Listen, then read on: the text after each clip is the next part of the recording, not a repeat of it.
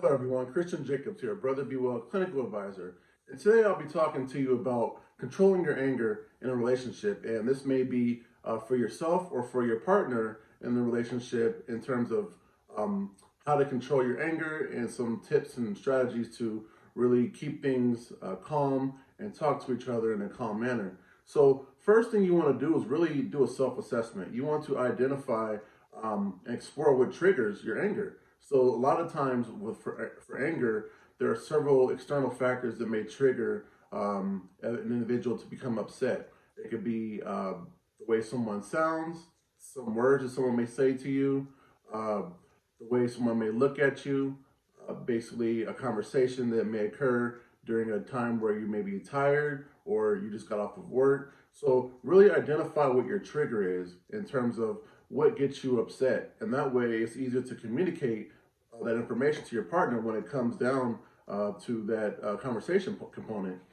Also, you want to identify things that calm you down. So you want to have a bag of things that you can go to when you know you get upset.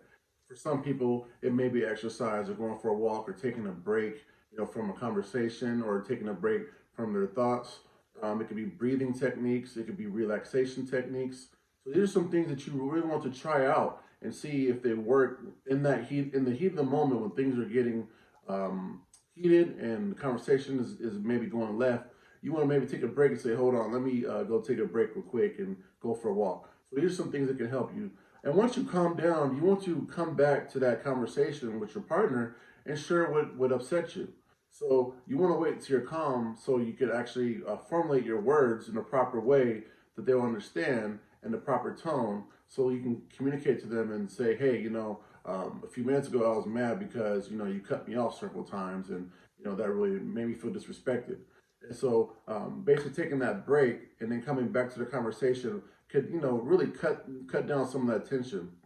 And also some other ways to cut down some of the tension is and cut some humor in there, right? So, try and have a conversation and bring some humor in, without being disrespectful to the other person, of course, but try and use some humor in the conversation, it can lighten the load and make things feel much better.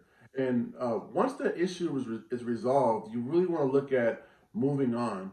There's a saying out there to never let the sun go down on your wrath, meaning that you don't want either the night to end on an argument. You don't want to, go into the next day, with a fight on your hands, or knowing there was an unresolved issue and there's unfinished business that needs to be talked about within a relationship. So you want to, once you resolve that issue, you want to basically come to a mutual agreement that the issue is resolved, and then you want to move on, because you don't want things to linger. And then sometimes when things linger and they stick with a couple, what happens is resentment, right? So, and then those arguments build up on top of another. So one argument happens, and then what happens in that argument, they're talking about the last three things that happened. Well, I did that because you did this to me 4 weeks ago.